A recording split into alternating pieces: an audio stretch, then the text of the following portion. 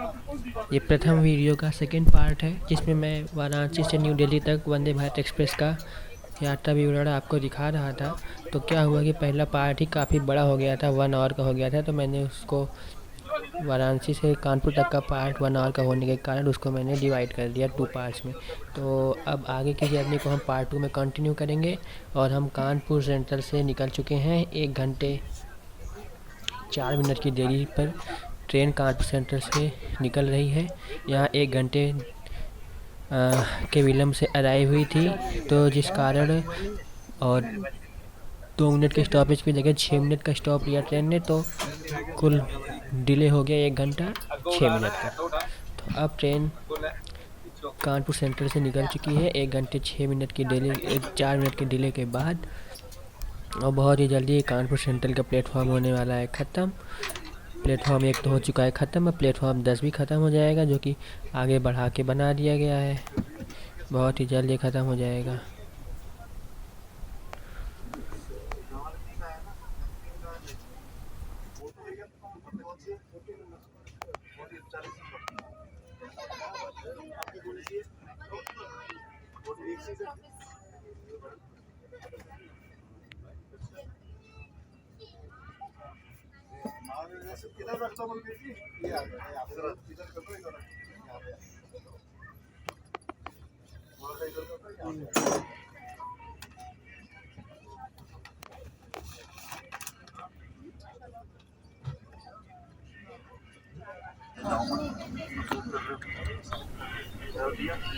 So we are skipping Govindpuri junction now. Govindpuri भी एक junction है जहाँ से ट्रेन के लाइन डिवाइड होती हैं, और झांसी या गोरखपुर या इधर सीधे चली जाती है दिल्ली के लिए। 3 तरह की लाइन गोविंदपुरी जंक्शन से भी डिवाइड होती हैं, कानपुर से भी होती हैं, गोविंदपुरी से भी होती हैं। तो गोविंदपुरी को भी आप कम नहीं बोल सकती, अभी एक काफ़ी बड़ा स्टेशन है, और ट्रेन धीरे धीरे ही सही पर स्किप कर रही है इसको भी।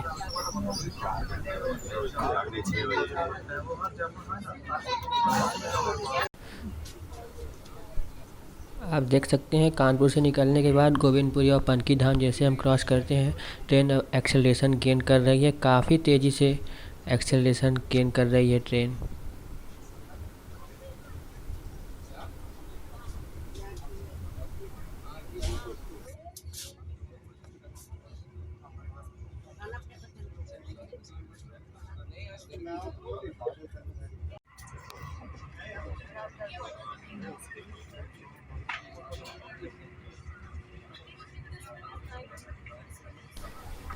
अब हम पनकी धाम को स्किप कर रहे हैं, और अभी ट्रेन की स्पीड तकरीबन 70 या 80 किलोमीटर पर आवर होगी, जो कि अपने आप में डिसेंट स्पीड है। कानपुर सेंट्रल जैसे बड़े स्टेशन के पास भी इस रूट पे ट्रेन की स्पीड काफ़ी अच्छी है, सिवाय उससे उरई वाले रूट पर उस पर बहुत दूर तक ट्रेन की स्पीड 10-20 किलोमीटर पर आवर रहती है। और जैसे ही हम पनकी धाम स्किप कर देंगे ना, आप देखेंगे कि स्पीड में ऐसा एक्सीलरेशन मिलेगा, जो 130 का एक्सीलरेशन आएगा, 130 स्पीड तक पहुंच जाएगी जब ट्रेन, तो फिर इटावा तक 130 से कम होने का नाम नहीं लेगी कहीं पर भी, पूरा 130 ही चलेगी। ये है कानपुर और दिल्ली के बीच का train route, fastest train route है बोल सकते हैं। और यहीं पर दिल्ली से आगरा तक का जो है उस पर ही शताब्दी चलती है 160 किलोमीटर पर आवर की स्पीड से। सोचिए आप, मीन्स ये दिल्ली साइड के जो ट्रैक के रूट है काफ़ी फास्ट है। और हम स्किप करने वाले हैं पनकी धाम। और जैसा कि पता ही होगा हमारी ट्रेन के पीछे कितनी सारी ट्रेनें लगी होंगी और कितनी ट्रेन आगे होंगी जो कहीं ना कहीं रोक दी गई होंगी, और हमारी ट्रेन पहले निकलेगी तब जाके उनको वो सब निकलेंगी as per there priority basis. तो प्रायोरिटी बेसिस पे तो सबसे पहले हमारी ट्रेन आती है, इसमें तो कोई दो राय नहीं है। राजधानी से भी ऊपर इसको रखा गया है प्रायोरिटी में, और इसमें कुछ भी नहीं देख सकता हूँ बाहर की सीन, तो थोड़ा उबाऊ तो लगता है ऐसे में वीडियो बनाना। पर हाँ, स्टेशन पे जो लाइट होंगी केवल उतना ही दिख सकेगा कि स्टेशन जब स्किप करेंगे तो उस समय जो लाइट होगी वही दिख जाएगी, बहुत है इतना ही। तो I guess finally Panki Dham skip हो चुका है। अगर आपको दिखा हो तो कृपया मान जाइएगा, अगर नहीं दिखा होगा तब भी समझ जाइएगा, क्योंकि मैंने तो वेयर इज़ माई ट्रेन से स्टेटस चेक करके ही लाया था। नहीं, अब शायद आएगा पनकी धाम स्किप होने लगी, अब पटरियाँ बढ़ रही हैं, अब लाइट बढ़ रही है। हाँ, अभी स्किप होगा पनकी धाम, पहले नहीं था, माफ़ करिएगा मुझे। तो देखते हैं कि जल्दी मैं इस वीडियो को पॉज करता हूँ, इस क्लिप को, और दिल्ली तक के सफ़र को, जो कि अभी आधे से ज़्यादा सफ़र बचा हुआ है, उसमें इतना बड़ा वीडियो, इतनी बड़ी जर्नी जो मेजर पार्ट है वो फिनिश हो चुका है। बाकी का आप स्किप भी कर सकते हैं, या टाइम स्टैम्प के आधार पर आप वहाँ जाके उस पार्ट को देख भी सकते हैं, आपकी भी इच्छा। लेकिन अगर जिसने यहाँ तक देख लिया है, फिर उसने बहुत कुछ देख लिया, समझ लीजिए।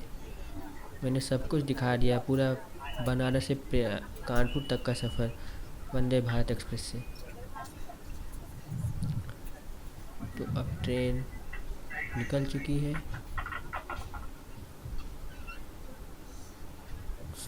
सुंदर सुंदर लाइटें दिखाई दे रही हैं।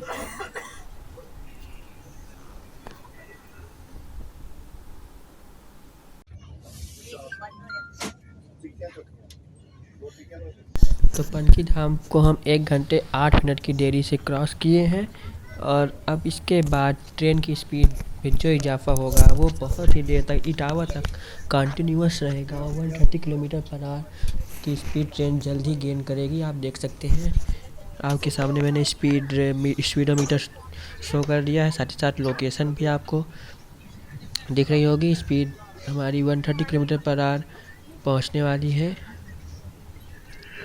और कर भी कह सकते हैं, रात का समय है। शीशे को मैंने आपके बारे में पहले पार्ट में स्पष्ट कर ही दिया था कि इसके शीशे किस तरह के हैं। इस ट्रेन के ऐसे शीशे हैं कि आप इससे बाहर का देख बहुत मुश्किल से सकते हैं, दिन में भी, रात में तो बहुत कम हो जाता है। इसका कैरेक्टरिस्टिक ये है कि इसमें तो लाइट आर पार जाती है, उसमें 60% लाइट जो है क्रॉस नहीं कर पाती, ना तो अंदर से बाहर जा पाती है, ना बाहर से अंदर आ पाती है। तो इसका मोटा बनाने का कारण यह है कि जो एसी वगैरह चलती है, उससे जो हीट वगैरह से बाहर से अंदर आती है या अंदर से बाहर जाती है, वो लॉस कम हो जाएगा, इससे ये होगा। और साथ ही साथ शीशे की मजबूती भी बढ़ जाएगी शीशे को मोटे करने से। और तीसरा जो फ़ायदा है इससे वो ये है, क्योंकि पूरी ट्रेन का आप डिब्बे देखेंगे तो वो शीशे ही दिखते हैं बाहर से, तो ये खूबसूरती के लिए भी एक तरह से बनाया गया है शीशे की ट्रेन, और इसलिए शीशे को मजबूत करना काफ़ी ज़रूरी था। तो मजबूती के चक्कर में हमें रात में बिल्कुल बाहर का व्यू बहुत ही कम दिखता है, बहुत ज़्यादा लाइट होने पर ही हम बाहर स्पष्ट देख सकते हैं।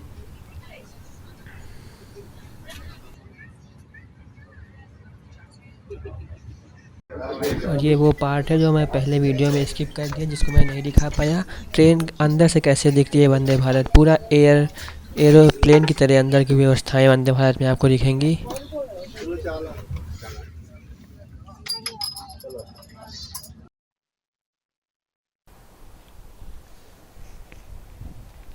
और फाइनली जो मैं आपको बहुत देर से पहले वीडियो में भी मैंने बताया कि इटावा जंक्शन जो कि काफ़ी बड़ा है, उसके पहले ट्रेन की स्पीड को धीमे किया जाएगा। हालांकि ट्रेन रुकेगी नहीं, स्पीड धीमे होगी और धीमे धीमे ट्रेन गुजर जाएगी, निकल जाएगी इस स्टेशन से। और इटावा के आसपास ट्रेन की स्पीड धीमे है, इससे कोई फ़र्क नहीं पड़ने वाला, क्योंकि इसी हिसाब से टाइम टेबल को भी निर्धारित किया गया है। तो ट्रेन जो कुछ कवर करनी है वो करेगी ही कवर। और अच्छी बात है, स्पीड आप देखते हैं कैसे कैसे स्पीड चेंज हो रही है, देखते रहिए बिल्कुल। और क्या दिखा सकते हैं इटावा जंक्शन का स्किप भी मैं आपको दिखाऊंगा, पर अभी थोड़ा टाइम है इटावा जंक्शन आने में। अभी मैं आपको ट्रेन की स्पीड के बारे में दिखा रहा हूँ, फिर मैं आपको बाहर इटावा जंक्शन का स्किप दिखाऊंगा, क्योंकि इटावा जैसे बड़े जंक्शन पे लाइट तो तेज़ होनी स्वाभाविक है, तो वहाँ पे वीडियो अच्छा आ जाएगा अंदर से। तो उसके बाद फिर स्पीड दिखाऊंगा कि स्पीड कैसे इंक्रीज करती है। तो दोनों चीज़ें मैं आपको दिखाऊंगा। तो सबसे पहले भी 306 किलोमीटर न्यू दिल्ली बचा हुआ है। आप देख सकते हैं अब ट्रेन 59 मिनट लेट है। ट्रेन 1 घंटे 8 मिनट लेट थी पनकी धाम पर। तो ट्रेन ने कितना कवर किया? 9 मिनट का रास्ता कवर किया इटावा तक आने में। हाँ ठीक है, कुछ तो कवर किया। बहुत ही टाइट टाइम टेबल निर्धारित है, लेकिन तब भी ट्रेन ने कवर किया। ये अच्छी बात है। मुझे नहीं पता कि कैसे ट्रेन कवर करती है जब ऐसे टाइट टाइम टेबल निर्धारित किए जाते हैं उसके बाद भी, पर ठीक है। और स्पीड में ड्रॉप अब आपको देखने को मिलेगा। यही एक है लास्ट टाइम। इसके बाद गाज़ियाबाद के बाद speed 110 kilometre per our maximum हो जाएगी। तो गाज़ियाबाद तक फिर सीधे नो ड्रॉप, कोई ड्रॉप नहीं मिलेगा आपको स्पीड। तो यही है इस रूट की खासियत, कानपुर से दिल्ली तक का रूट, जो कि फास्टेस्ट रूट है। दिल्ली टू हावड़ा डिवीज़न में आता है।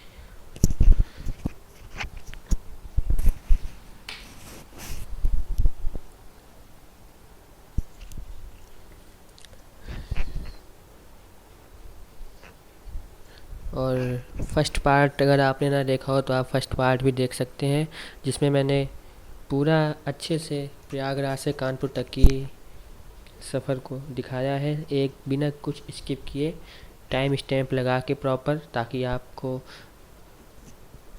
जहाँ पर स्किप करना हो वहाँ पर स्किप कर दे, जो देखना हो वो देख लें।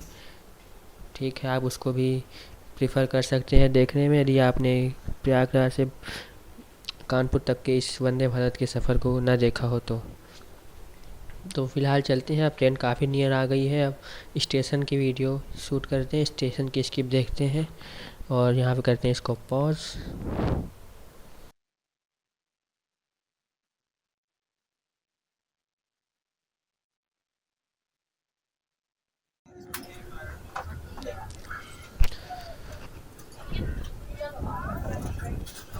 अब आने वाला है इटावा जंक्शन, जिसके प्लेटफॉर्म को हम जल्द ही करने वाले हैं स्किप।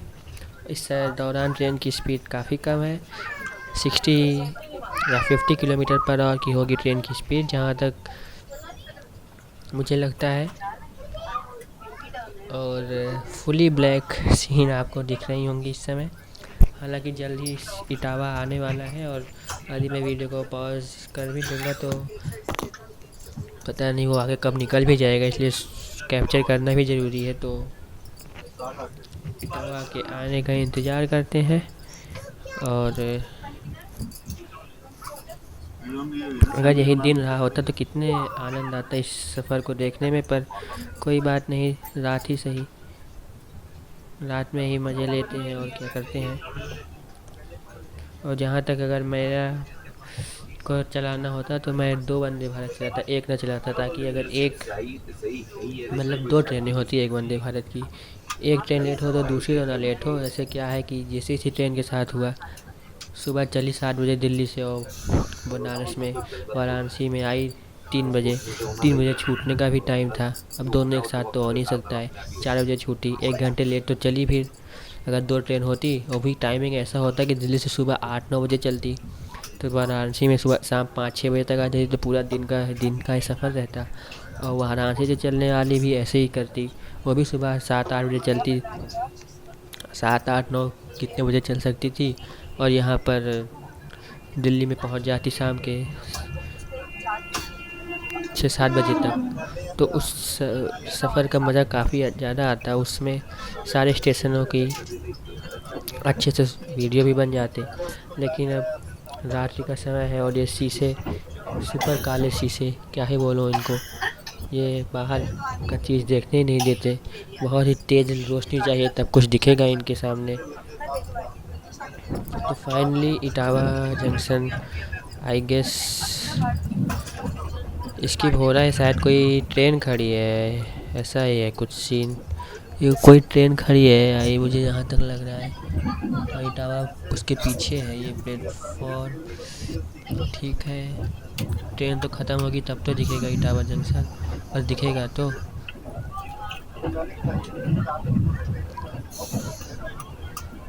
अब आप देख सकते हैं कुछ कुछ दिख रहा होगा, मुझे भी वही कुछ कुछ ही दिख रहा है। ये मेमो ट्रेन खड़ी है, अब ये आ रहा है इटावा जंक्शन, अब ये स्किप हो रहा है। ट्रेन स्पीड में आ चुकी है, ये बहुत अच्छी बात है। ट्रेन स्पीड भी भरना स्टार्ट कर दी है, स्पीड लिमिट इंडेड। और इटावा जंक्शन का प्लेटफॉर्म भी काफ़ी बड़ा लग रहा है, और ट्रेन अब 130 की रफ्तार पकड़ने वाली है। वाह क्या बात है।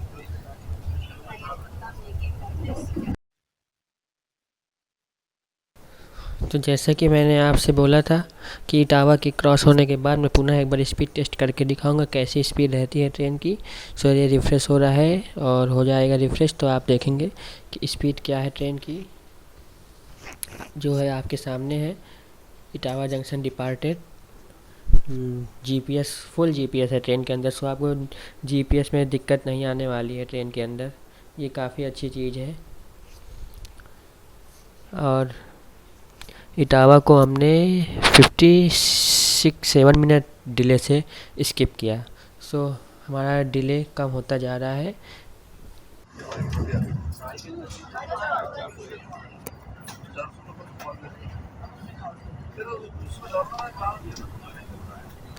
अब हम स्किप करने जा रहे हैं फिरोज़ाबाद जंक्शन को, जो ये भी अपने आप में काफ़ी बड़ा रेलवे स्टेशन है। अधिकतर ट्रेनें यहाँ भी रुकती हैं, पर वंदे भारत को क्या ही कहना, ये नहीं रुकने वाली यहाँ पर। इसको हम 130 किलोमीटर पर आवर की स्पीड में स्किप करने वाले हैं। 30, 40, 50 नहीं, 130 किलोमीटर पर आवर की स्पीड से फिरोज़ाबाद स्किप होगा। देखते हैं फिरोज़ाबाद का स्किप, शायद कुछ दिख जाए, लाइटिंग तेज़ हो थोड़ा बहुत। प्लेटफॉर्म तो दिख रहा है और ये फिरोज़ाबाद स्किप हो रहा है, काफ़ी तेज़ी से हो रहा है।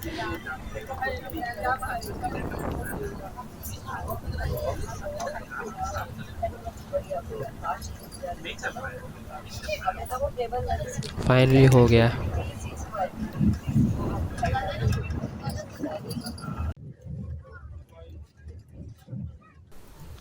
तो अब हमें सर्व किया जा रहा है रात्रि का खाना। देखते हैं खाने में क्या है। भूख भी काफ़ी तेज़ लगी है और ये खाना ख़त्म हो गया, अब जा रहा है, दोबारा लेकर आएगा। बताइए।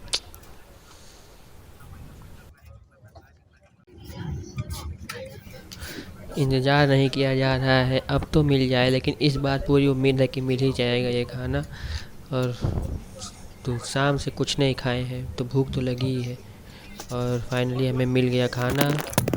और ये क्या, मोबाइल गया नीचे। इतनी ज़्यादा खुशी हुई खाने की कि मोबाइल भी गिर पड़ा मेरा। वाह।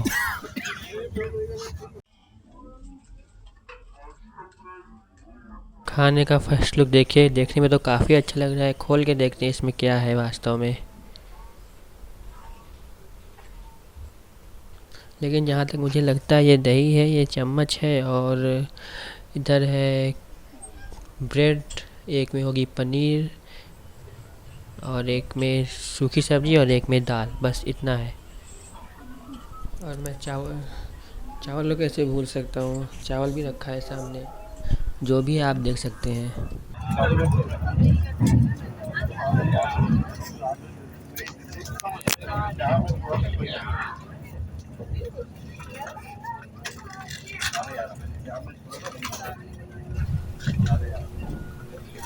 और अब हम स्किप करने जा रहे हैं टुंडला जंक्शन को, एक और बड़े स्टेशन को।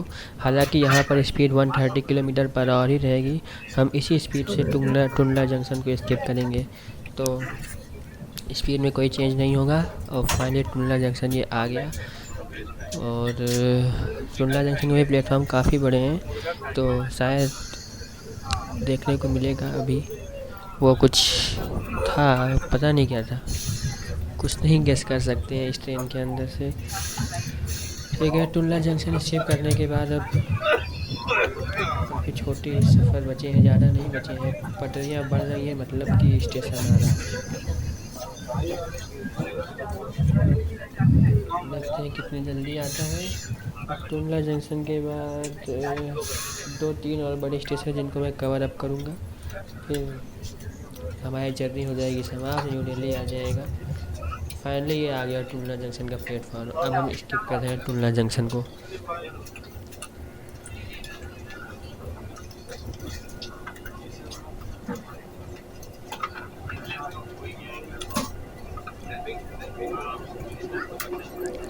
काफ़ी बड़ा है टुंडला जंक्शन, लाइट भी काफ़ी तेज़ है, तभी हमें इतनी अच्छी यहाँ से दिख रही है। नहीं तो ये देखती ना, काफ़ी डिज़ाइन बनाई गई है टुंडला जंक्शन में। ये लाइटें, ये सब काफ़ी अच्छा है। इधर की स्टेशन काफ़ी डेवलप्ड है। और फाइनली टुंडला जंक्शन हो चुका है स्किप। That's it.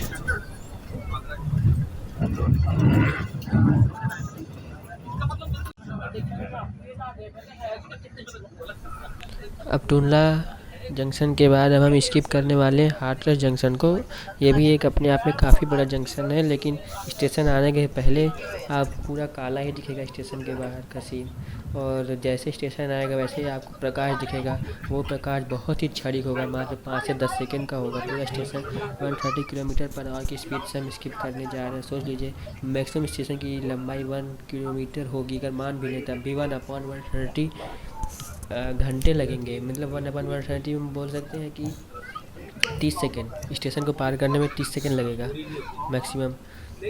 तो उसको देखना है, ध्यान केंद्रित किए रहिएगा। वो स्टेशन आने वाला होगा और यूं ही निकल जाएगा, यूं ही आकर, कुछ पता नहीं चलेगा। और काफ़ी दूर दूर तक कोई लाइट नहीं, मतलब कि यहाँ पे घरों की अभाव भी, इतने ज़्यादा घर नहीं बने हैं।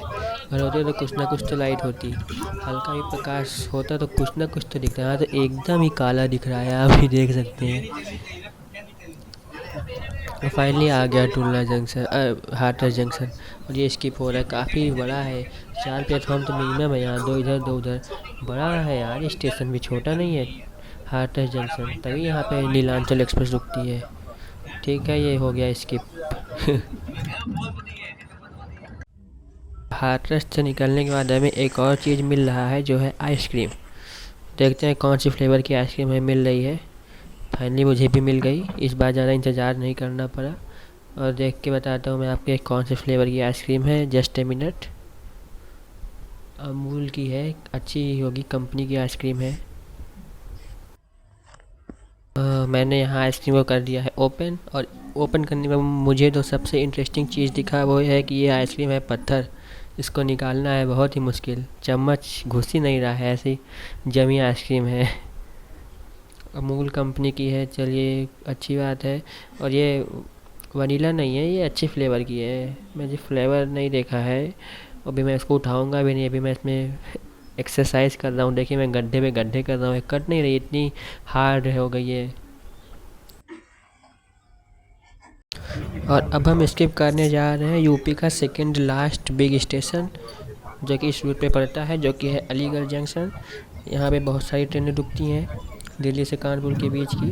और अलीगढ़ जंक्शन पर हमारी ट्रेन है मात्र 30 मिनट लेट। क्या गजब का कवर अप किया है ट्रेन ने, मात्र 30 मिनट लेट है।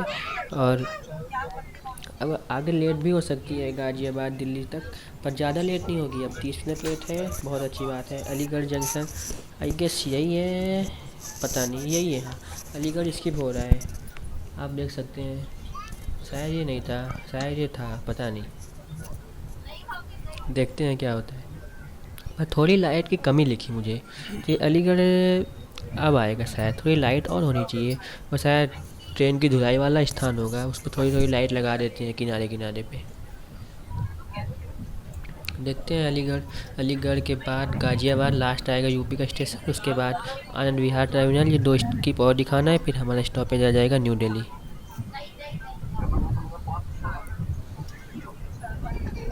हम अलीगढ़ को भी 130 किलोमीटर पर आवर की स्पीड से स्किप कर रहे हैं। कितनी आश्चर्य की बात है, मीन्स कहीं भी ट्रेन को धीमा तेज़ नहीं किया गया, पूरा 130 किलोमीटर पर आवर की स्पीड से हमने अलीगढ़, हाथरस, फिरोजाबाद सब स्किप किया एक्सेप्ट इटावा।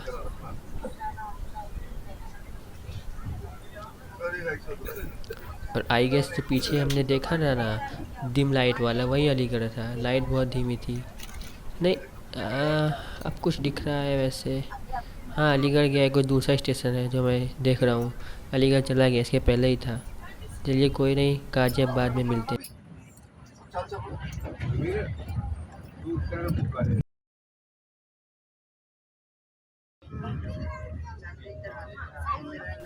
और अब हम स्किप करने जा रहे हैं गाज़ियाबाद जंक्शन। अब गाज़ियाबाद से दिल्ली तक ट्रेन की speed maximum 110 kilometre per hour ही रहेगी। और हम गाज़ियाबाद पे स्किप कर रहे हैं 100 किलोमीटर पर आवर की स्पीड से। और गाज़ियाबाद देखते हैं कि इतनी देर में आता है। गाज़ियाबाद में भी बहुत सारी ट्रेनें रुकती हैं। और ट्रेन इस समय है हमारी 30 मिनट लेट। ट्रेन ने कवर किया आधा घंटा इस कानपुर से दिल्ली तक के रूट पे। वो पहले भी आधा घंटा कवर कर ली थी, अगर बीच में रोका ना गया होता 30 मिनट प्रयागराज के पहले, तो आधा प्लस आधा बराबर 1 घंटा हो जाता। जो 1 घंटा डिले हुआ था वो 1 घंटा पूरा कवर अप हो जाता। सोचिए आप। फिर कोई बात नहीं, लेकिन अब ये तो श्योर है कि मैं 1 घंटा डिले नहीं पहुंचूंगा। ये गाज़ियाबाद फाइनली स्किप हो रहा है। आप देख सकते हैं Ghaziabad platform 100 kilometre per our की स्पीड से गाज़ियाबाद स्किप हो रहा है। यूपी का लास्ट स्टेशन। इसके बाद अब आनंद विहार लास्ट होगा, जो मैं अपने क्लिप में इंक्लूड करूँगा। और मैं स्किप कर रहा हूँ गाज़ियाबाद। काफ़ी अच्छा दिख रहा है प्लेटफॉर्म गाज़ियाबाद का भी। 10:36 या कुछ पता नहीं क्या था, 10:56 था, 10:56 लिखा था। हम स्किप कर रहे हैं गाज़ियाबाद, जो कि दिल्ली पहुंचने का टाइम था। मात्र 12 से 20 किलोमीटर का सफ़र और बचा है बस नई दिल्ली आने में। अब चूँकि और अब हम 100 किलोमीटर पर आवर की स्पीड से स्किप करने जा रहे हैं आनंद विहार टर्मिनल को। तो इस पूरी जर्नी में मैं अगर बोलूँ, सबसे बड़ा स्टेशन जो हम स्किप करने जा रहे हैं वाराणसी, प्रयागराज या आनंद विहार टर्मिनल, तो वो कोई नहीं, आनंद विहार टर्मिनल ही है। ये आनंद विहार से कई सारी ट्रेनें जाती हैं। दिल्ली की तरह इसको मान सकते हैं आनंद विहार टर्मिनल को। और ये हम स्किप कर दे रहे हैं 100 किलोमीटर प्रति घंटे की रफ्तार से। यूँ ही स्टेशन स्किप हो गया आनंद विहार। ये सबसे बड़ा स्टेशन था जो इस जर्नी का था। प्रयागराज से भी बड़ा है ये, बेशक बनारस से भी, वाराणसी से भी। तो अब फाइनली हम दिल्ली पहुंच जाएंगे। लास्ट स्टेशन हमारा। फाइनली ट्रेन पहुंच चुकी है न्यू दिल्ली, प्लेटफॉर्म नंबर 16। और ट्रेन मात्र 37 मिनट लेट पहुंच गई न्यू दिल्ली में। तो बोल ने बहुत कवर किया, मात्र 37 मिनट लेट पहुंची है, 1 घंटा लेट चलने के बाद भी। और अब हम लोग उतर रहे हैं नीचे। और फाइनली हम प्लेटफॉर्म नंबर 16 पर उतरे हैं, जो कि IRCTC द्वारा प्राइवेट प्लेटफॉर्म है। आप देख सकते हैं कितनी ज़्यादा साफ़ सफाई इस प्लेटफॉर्म पर है। और वंदे भारत एक्सप्रेस को प्लेटफॉर्म 16 पर ही लाया जाता है। और इसी के साथ इस जर्नी का होता है and. Thank you for watching.